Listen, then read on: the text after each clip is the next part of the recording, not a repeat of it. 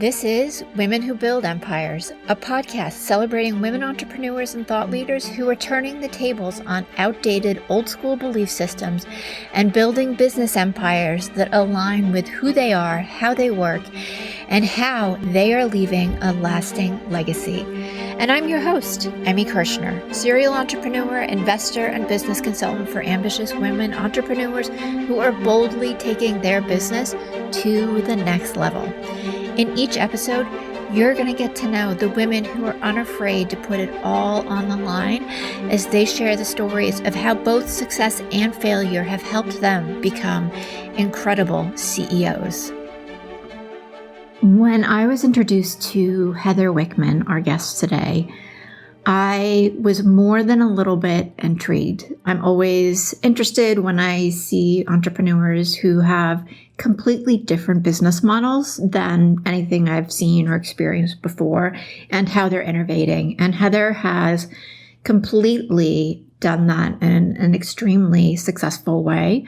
She has married psychedelics, horses, and leadership coaching and provides profound and lasting change and clarity with the clients that she helps. Mostly, they are high level and high performing executives and entrepreneurs who are striving to get to that next level and can't quite figure out what's keeping them from getting there. On the show, we talked about her corporate career and why she chose to leave and how she became involved and really appreciated the sacredness of plant medicine, why she believes it's so powerful. We talk about some of the myths and misnomers of psychedelics in general. And she talks about some of the results that she gets with her clients. Truly an amazing conversation. Heather, we were just talking before that you just came back from a retreat, and I want you to share that experience with us and what some of your takeaways were, and then we'll go back into the education and your business, because you have the most, I think, interesting business that I have ever seen, where you've combined psychedelics, leadership, and horses, in one thing. So, yeah, it is an interesting compilation for sure. And happy to chat about it. But you did catch me at a very interesting point in time. So I love that we scheduled it this way. So I got back yesterday from a women's retreat, and I actually love women's retreats. I'm doing 2 women's retreats now, and then one in January, and find that it's just such an amazing way to reconnect and to start the year, kind of close the year and start the year up new. Anyways, this last retreat was with a dear, dear friend who's stepping in as a medicine keeper of psilocybins, so magic mushrooms. And this is a medicine that I have grown to be very appreciative of. And I can talk about that later, but you were more interested in kind of my takeaways. Yeah. And how do I even... So for potentially a handful of your listeners that have no exposure to psychedelics, this could sound absolutely crazy, but it was one of the most profound medicine journeys I've had in my life. And I've been engaging in medicine ceremonies since 2006 as an avenue for my own professional growth and evolution. But Madeline, who is the medicine keeper, I said to her right after the medicine, I said, oh my God, I got to find out who I was, like who I am. I said it in the wrong tense. And it was actually that experience where we coupled the medicine with holotropic breath work. And cool. The two coming together provided a profound opening and awakening in my system. So the breath work really allows, I think, stuck energy to move out of your system. And then the mushrooms connect you to this really heart-opening space of what I found in the experience of reconnecting to what I would say is my essence in a way that I hadn't been able to before, in a way that I was able to almost see the kind of my tribe and be initiated into that space to be able to understand how to hold my energy in my body as it relates to who I am. And I imagine this sounds really vague and probably a little hard to put together, but it was one of the most profound experiences I think I've ever had. So I'm sitting here today feeling super grateful, a little bit in awe of what I experienced and super curious about how it's going to unfold in the next, couple days, weeks, and months. Do you find through this experience, maybe past experiences, almost a new level of clarity or acceptance? 100%. Because that's what it sounds like to me. Yeah. I've not done this type of journey before, but it is on my list.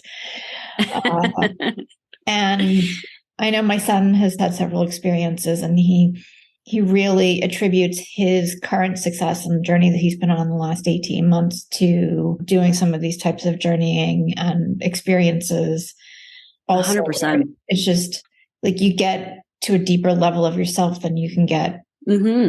Yeah. In the executive coaching work that I do, the thing that I find most with entrepreneurs and executives is that we are drivers, we are achievers, we are, those type A kind of folks who, pardon the language, but just get shit done. Like, this is what we know how to do. And oftentimes in that drive, we override kind of the whispers that say, is this really what you want to do? Like, is this really your calling, your passion, your heart's desire? And I find the medicine helps us kind of take a step back and do that uncovering process of who am I and what am I here in the world to do? And so similar to your son, it's been profound for me in terms of being able to recalibrate my trajectory in my career. Like you said, it's bizarre. I do coaching and horses and psychedelics. Yeah. But it's the thing that makes me feel most alive today. And I don't know if I would have ever found it had I not engaged in this path. Yeah, absolutely. My take on that too is a lot of executives, I think a lot of entrepreneurs, I know I've experienced this, where you're great at the doing and the creating and the making and the selling of whatever the thing is. And I'm going to say there's almost like an adrenaline rush in doing some of that. But the being, like just being in the stillness and allowing everything to come in, is a lot harder to do. Yeah, because we're programmed, and that's how we've gotten to be successful, I think, because we can do that better than some, right? And it's that being that actually, I think, fuels our soul in a way that the doing, can kind of end up at some point in exhaustion, right? You need to burn out, whatever it might be. And so being able to kind of sit with the being of who am I? What am I here to do? And I think there's a radical acceptance of who you are in those spaces. And so self-love is an element of the work that we do because, man, I think it's a gap, especially in the audience that I work with. And we place achievement to our worth and our value, and then kind of unwinding that to find out, like, how do I actually just sit in the love of myself, that I am enough, that I am worthy, that I'm valuable just in who I am versus the business that I build or the team that I run or the organization that I lead. And that's, like you said, that being work is really important. Yeah. And I've been sitting with this particularly for the last couple of weeks because I just came off a period of a lot of doing. And I was like, wow, I just did a lot. I'm tired. My brain feels a little like all done now.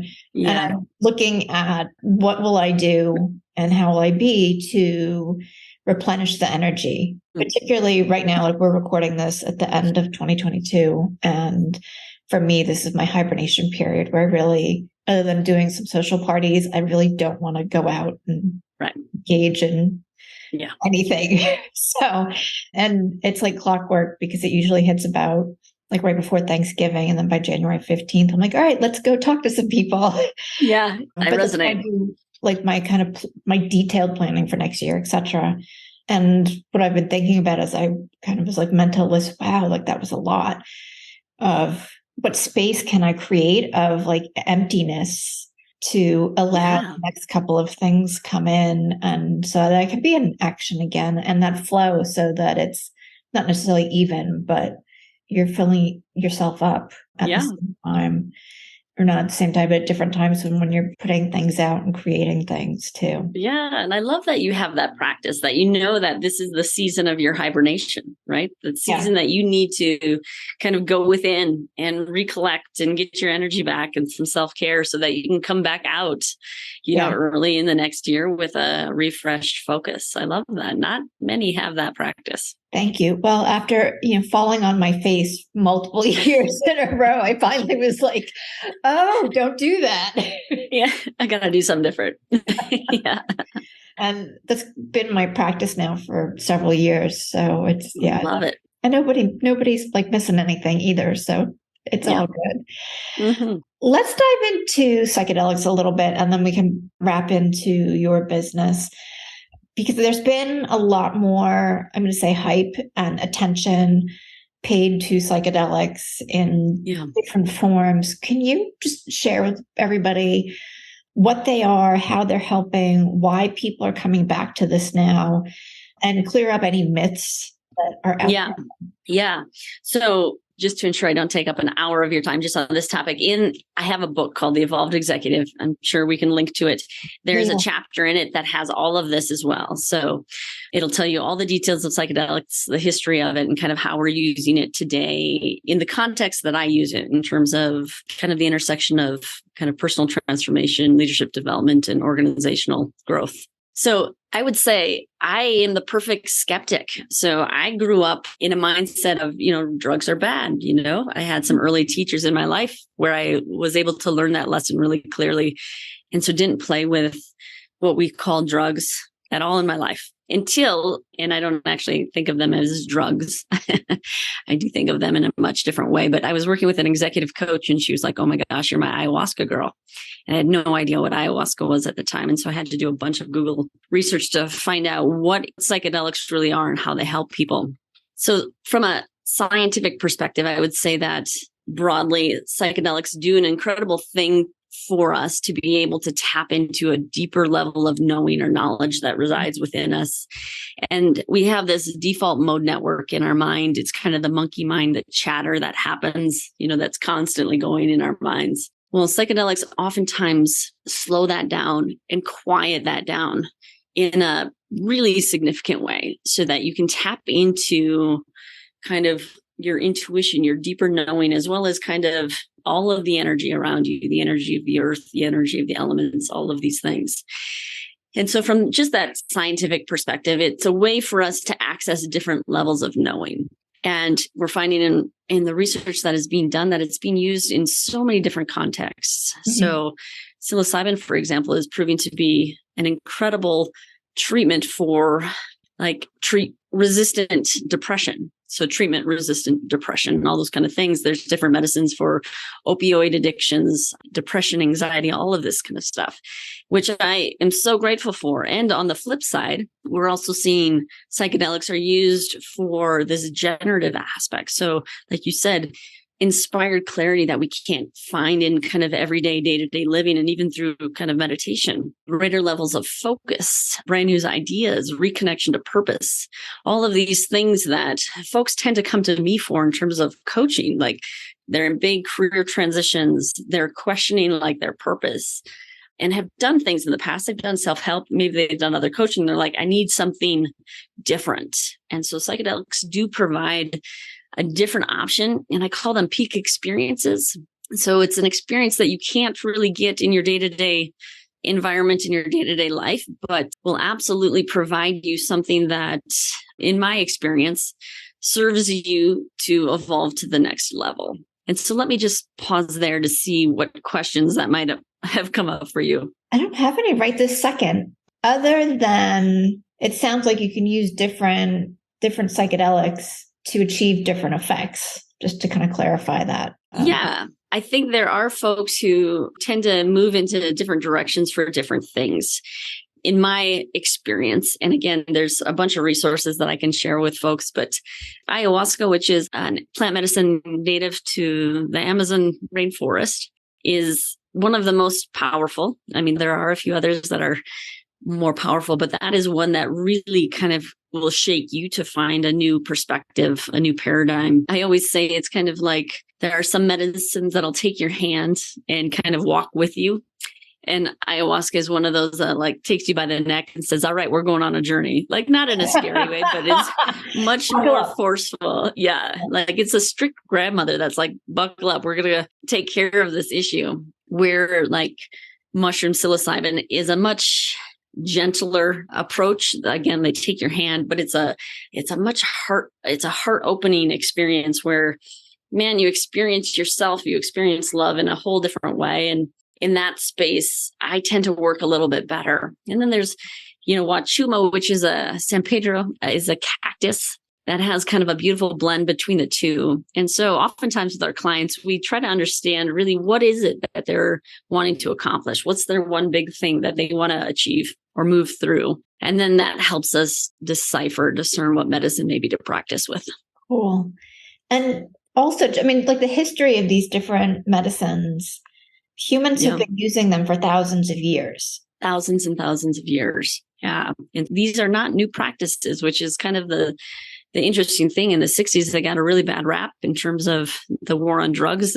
But before that, I think they've been used as a sacred medicine for people to connect with the land, with the animals, with their guides, as a way to guide their lives and as a way to guide their communities. And so it's kind of fun to be kind of on the other side of this now. So the 60s and 70s kind of shut it all down. And now there's this resurgence, this renaissance of, how do we actually tap into this sacred knowledge that's been used for eons in a way that's still connected to, I think, rooted in those grounded sacred practices versus it being kind of like party scene or some of those things. Right. And when you are working with your clients, like you take them on and assist them through their journey and their experience. So this is not like do this at home type of thing. No, it is not. That's a really good question. There are some people who try to do that, but we really advise against that from a perspective of the set and the setting is really important to make sure that you have a good experience. And the set is the environment that you're in, and the setting is, your mind. I flip that around. But so we partner with what we call shamans. And so I am not the one administering medicine, but I am the one sitting with you as you go through the experience, potentially one-on-one or at a retreat.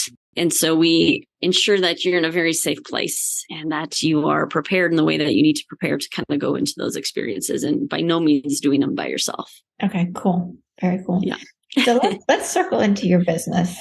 Yes. Where should I begin? The beginning. The beginning. Yeah, exactly. Yeah. So it's a wild ride. So I grew up thinking that I was going to be, a corporate climber, this idea that I was going to end up in the C-suite and that was going to be my idea of success. And so I set off on a path to do that, both from an educational perspective and then just kind of worked and kind of did the promotions and continued until, that didn't work anymore. And so back in 2014, I was offered what I thought was going to be, kind of the ideal job, the job that I've been striving for in my career. And long story short, there was this deep sinking guttural feeling in my being that was like, you cannot do this. When everyone around me was so excited, my mind was like, oh my God, yes, you have to do this. But that voice, that whisper that we've been talking about just said, you cannot do this.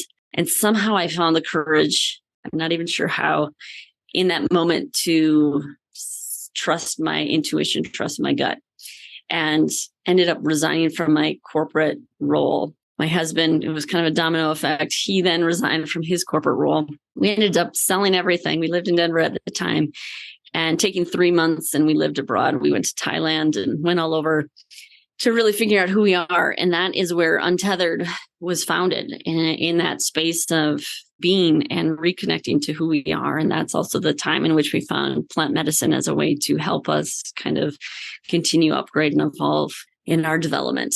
And so Untethered has had a bit of a varied journey. Started out doing consulting and executive coaching and has kind of evolved to where we are today, where we help high achieving entrepreneurs and executives really work through some of the most stubborn and pervasive roadblocks that are getting in the way of the life that they most desire. And having been an executive coach for 15 years, I knew that we needed something more than just the traditional kind of one-to-one talk coach scenario. And through my own practices of working with the plants and the horses, I was like, this is what we need to provide for our clients. And so today, that is what we do. 3 and 6 month engagements with our clients where we're working with a sacred plant medicine to create a peak experience. And then we come back to our ranch here in Colorado and we work with the horses for integration. And what I mean by integration is that oftentimes with the peak experience with the plants, you get some really massive awakenings at times that can leave you a little bit like, oh my goodness, how am I going to put these pieces together? So if you can imagine, people are coming to us with questions of, I need to make a big career transition. Maybe it's a CEO that no longer wants to be a CEO of this company, right? And they go through a medicine journey and they see, oh my God, like, and feel this is actually what I'm supposed to be doing over here. And this is where I'm most passionate. I always knew it, but I was too afraid to make that jump. And now I need to do that. Mm-hmm. And so that integration process is kind of making those changes real into your life. And so we work with the horses to help from an emotional perspective, a grounding perspective. And then we do some coaching to help them feel confident that they can make those changes and really make those changes in a way that stick in their lives going forward. Okay. So how do the horses help? Yeah. Have you worked with horses before? I haven't. I'm drawn to them in general, but I'm also an animal lover in general. And I've met a few people, over the course of the years who do horse therapy for generally people who have some sort of disability. Yeah. So I'm really curious how you're integrating that with executives and then help to solidify this newfound awakening. Yeah. It's an interesting way to put things together. But again, they've been there for me as I've worked through these processes, and now I've been able to kind of see how they can work for our clients. So there's two elements, kind of the scientific element of what horses are able to do. And one of the biggest ones is real-time biofeedback. And so as you're making change in your life, you're oftentimes butting up against kind of old patterns, old beliefs, old assumptions that kind of keep you in the current status quo, even though you're trying to make a change. Horses, because they're prey animals, have this hypervigilance, hypersensitive way about them in that they're sensing everyone around them in terms of where's their energy, where they're intense, and we are perceived as predators in their eyes. Okay. And so when you're working with a horse, they're providing constant biofeedback in terms of where you are from a beliefs perspective, an emotions perspective. So you might be, I'm so excited, I'm going to take this path forward, when actually you are scared to death inside. And the horse is going to reveal to you your fear versus your excitement. And so in that space, we can then work through the fear versus just pretending that doesn't exist. And oftentimes those little switches are the things that are going to hold you back, or the things that are going to allow you to go 3 months down the road, but then revert back because the fear kind of overwhelms you. Mm-hmm. So there's this ongoing biofeedback mechanism that helps people understand where they really are, where their blind spots are, and how to move forward. And then there's another element that I think is really important from a coherence perspective. Mm-hmm. So horses naturally are very coherent beings in terms of their minds and their bodies being really well connected. Humans, on the other hand, we wear a lot of masks that say, we wear masks so that we're not seen. So, that we're not seen as imposters, so that our weaknesses aren't seen, all these kind of things. Again, horses can see through that really quickly. You may be able to lie to me, but you can't lie to a horse. And so they help us remove those masks to come back to who are we really authentically. Because if we're working with a challenge or an issue or even a vision with a horse, and we get into a place where we have that mask on, where we're telling ourselves maybe some false elements, a horse is going to escape. They're going to move away from us.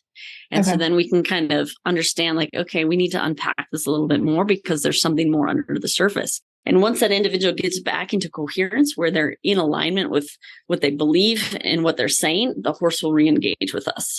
So they're just great authenticity detectors. On a more spiritual level, they help us speak the language of the heart. And so when you're standing with a 1,500-pound animal that's at liberty, meaning no halter, no lead rows, something happens in terms of you get very grounded, you get very present. And when you're connected with a horse, you immediately somehow drop into your heart and can kind of feel into the energy of your heart. And I say oftentimes they're messengers and illuminators of the things that our hearts desire most.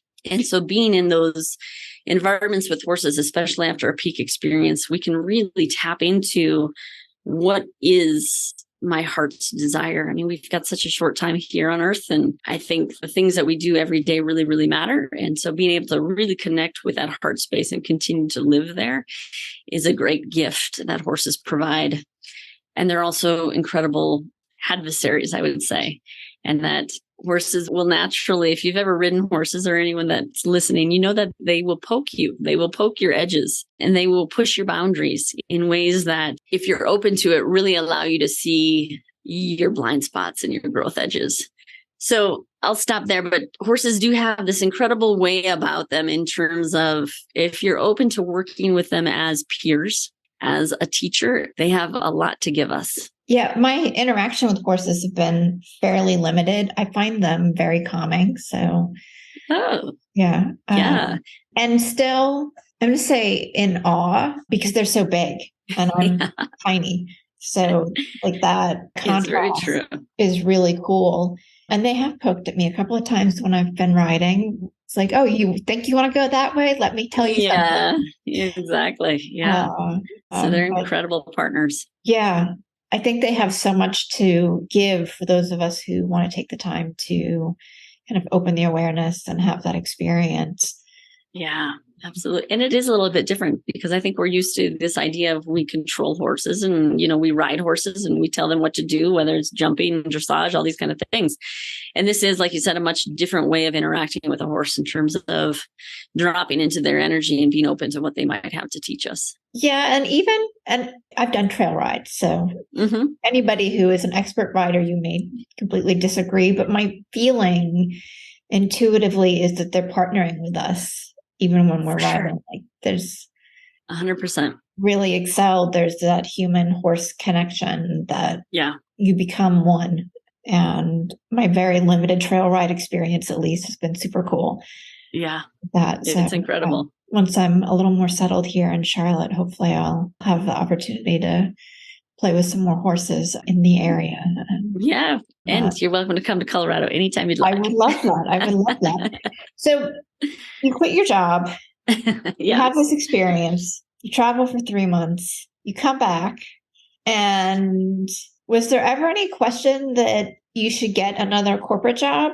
Or Oh, yes. And so I think the universe continually tests us. Like, when we jump out onto a path that we're like, I'm going to trust, and I'm going to see where this leads, and I'm going to continue to follow my heart.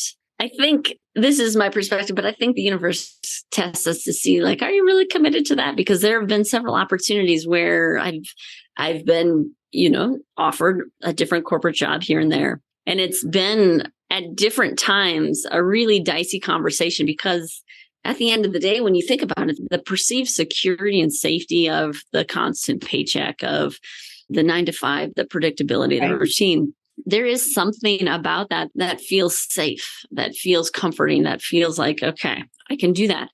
But at the end of the day, I'm working for someone else's dream. And it's never been my dream. Some people are able to find their dream through those jobs, and I honor that. But yes, so I've been in those tests, and at various times they've been more difficult than others. What I can say today is, and again, I'm fresh off an experience that affirms where I'm at, but I don't think you could pay me enough to go back. Right. Yeah, it's just, we've made some tough choices, but we are in a life now, my husband and I, where we have a lot of freedom, where we're able to do the things that we most love, where we're able to work with the people who are naturally drawn to us and to do this work. So there's no struggle to find, where you're bumping up against the bureaucracy, the red tape, and the corporate, all these kind of things. And so it's a really good question. And that's where I'm at today. And hopefully I continue to ride that path, but you never know what emerges. Yeah. And when you started your business, like, was it fully formed with the coaching, the psychedelics, and the horses, or were certain aspects added in? Like, how did that evolve? And how much did you have to trust that this unusual mix was going to work? Yeah, we're in the heart of that conversation right now. So the first 5 years of Untethered, so we've been 7 years now, we're traditional coaching and consulting. So And that's what I'm, 100% trained in. And even though we've been working this path ourselves for many years, but it's not been until the last 2.5 years that we've brought this work to our clients.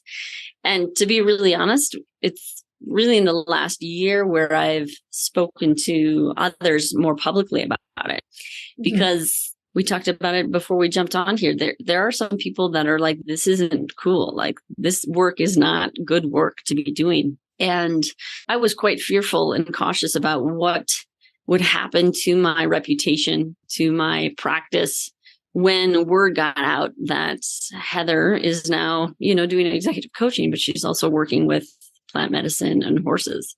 And so it took me some time and some real soul searching to be able to say, can I jump out into this space publicly, podcast, social media, those kind of things, and write about it and speak about it without feeling, I guess, petrified of the judgment of others. Right. And so that is, like I said, probably in the last 1.5 years, we've really brought it to light for everyone to see versus just kind of word of mouth recommendations and referrals. And I got to tell you, it's still a little bit challenging. We'll run across people that have a much different perspective of the work we're doing and don't have the belief in it that we have. And I honor that from other people's experiences and perspectives, but this is where I'm at. And so that's been quite a journey in itself. Yeah. And are you finding more, I'm going to say, comfort or acceptance in everything that you're offering as you're letting more people know? Like, are you finding the support? I'm sure, you said there's some naysayers, and I mean that. Yeah, exactly. That's for everybody. Yeah, it's not for everyone. Absolutely. And we're really clear about that from the get-go. But yeah, it's really interesting in that I get the comfort from the places that I least expect it. A dear colleague who I would have never thought, from my experience in healthcare, has been one of my greatest supporters. And so you get it in the places like, oh my gosh, I would have never expected you to be open to that or to be interested in that. And then to connect me with so many people that have interest, because it's still underground, right? It's very much still underground. Just here in November, Colorado passed Proposition 122, which decriminalizes psilocybin, DMT, ayahuasca, and those types of things. And so it is becoming more and more accepted and talked about, and I wouldn't say mainstream, but it's becoming more above ground. But people are still very hesitant to talk about it in kind of open forums. And so I get those affirmations kind of through different messages and kind of more private settings, but that's absolutely okay by me. Mm-hmm. And for the clients that you're working with and you're taking them through this process, when they're kind of coming out on the other side, because I'm sure that there's other evolutions and places for them to grow into, even beyond what they're doing here, what are some of the results that they start to experience? Yeah, the results are a little bit hard to describe, but let me give it a shot. So, for example, I mentioned earlier, a client that founded an organization and kind of lost passion. She grew out of it, right? And so went through the process, and on the other side found the path that she really wanted to take. And so she is now 1.5 years down that path of working this 180-degree different career while she's still on the board of her company. So being able to recalibrate her life's priorities and go down a different path while still kind of holding the space for the organization that she birthed. Other things are maybe a little bit more subtle in terms of being able to quiet the mind, being able to connect with the heart, being able to connect with a purpose that feels like it comes from a core desire versus comes from a need for more money or more material things. Oftentimes people are similar to my experience in that you have an awakening that kind of sets you out on a different path. And then you continue to work with the medicine or the horses or your own practices, and the path just continues to present itself in front of you. Mm-hmm. And so there is this kind of surrendering to life as it unfolds. And so a greater level of comfort with the uncertainty and the ambiguity that goes along with not having to control or not having to know what the path looks like, I think would be a few of the examples I would share. Those are pretty cool.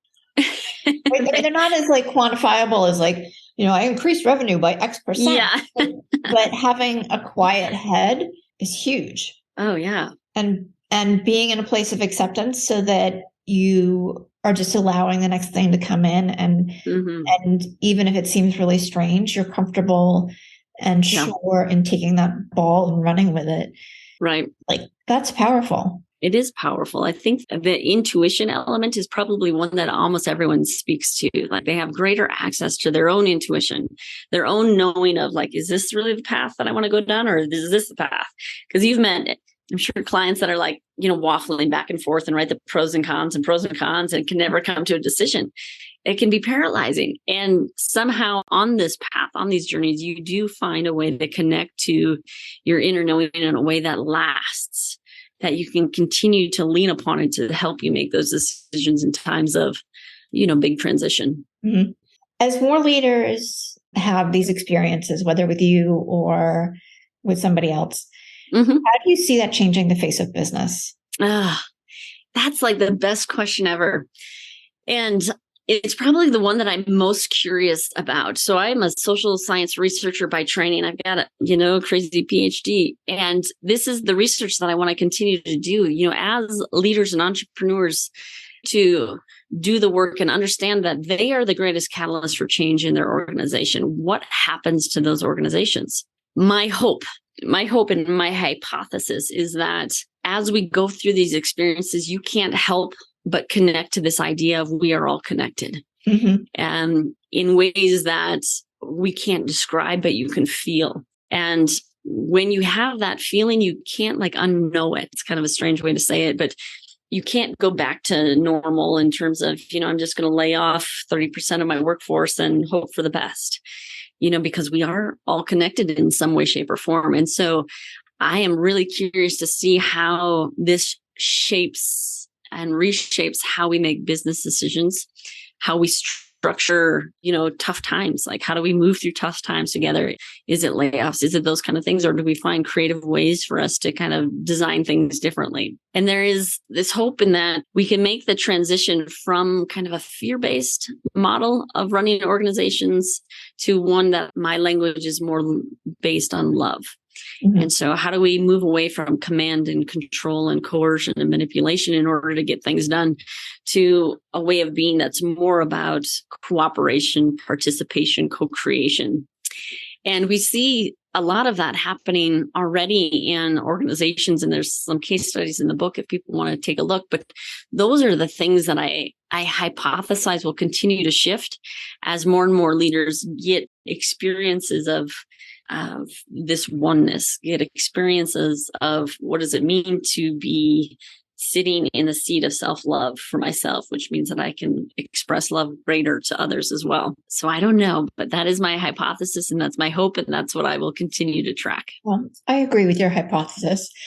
I'm bought in. Fingers crossed. Yeah. Well, and like one of the great things about doing this podcast is I get to talk to a lot of different women leaders who are doing and building businesses all over the world and in all different industries, and to see each woman's take on how to create a better, more collaborative, kinder, gentler organization and what 100%. She's doing differently is really cool. So that's my hope, is that we're exactly what you said, moving out of the fear-based and allowing something that's more fulfilling and more open to take that and more positive. Absolutely. And I do think it is more of a feminine approach. And I don't necessarily mean woman only, because males hold feminine energy as well. But there is something to kind of this movement into more of the feminine in business that I think is really important for us to pay attention to and to support. Yeah. And so 90% of my clients are women. Cool. Yeah.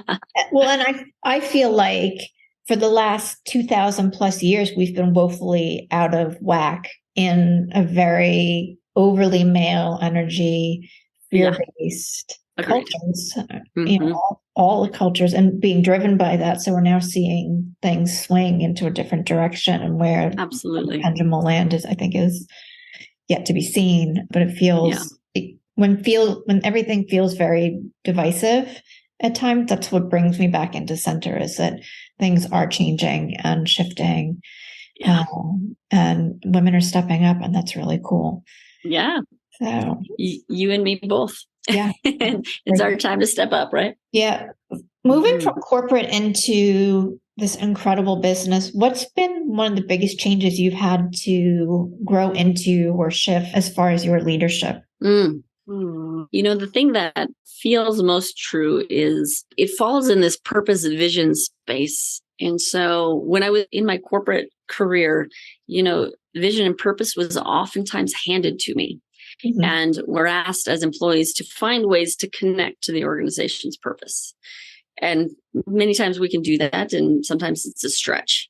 But there is some comfort in that, in terms of being able to, it's given to you. And so you follow that path. And so jumping out on my own, for me personally, and this isn't going to be for everyone, but my biggest challenge has been, how do I cultivate and articulate a clearly defined vision and purpose for this organization, for Untethered, mm-hmm. and then to continue to stay with a discipline of strategic focus to continue to move in that direction, because I've got a tiny organization, right? And it's up to me to be able to continue to make the organization move in a forward direction, versus having, the big corporate team to be able to do marketing over here and accounting over here. Like, everything revolves into, you got to wear a lot of hats. And how do you kind of continue to move this organization in the path that feels most called? And so it's been a shift of personal responsibility, of the responsibilities now on me to be able to breathe life into this purpose, into this vision, and be able to make the right actions to allow that to come to fruition. And so that's been a big shift. I think I relied on others to, quote unquote, motivate me in the past, mm-hmm. and have now had to step into what's the thing that inspires me, and to continue to follow my inspiration. Mm-hmm. I like what you said about strategic discipline. Ugh. Because when you're creating stuff, it's easy to create more stuff. Yeah. And then you're way off the plan. You are. I know. And you try, 100 different things to see what sticks. And then at the end of the day, you're like, no. Like, I really need to stay focused here on the things that I feel most drawn to, that I feel most connected to. And that has been a challenging journey for me. Yeah. Well, I think that's one that many, many of us face. I know. Sure. I've talked to several of my clients off the creative ledge. Yeah. I want to do this one more thing. I'm like, no. Let's rein it back in. We can do that another time. It's a great idea.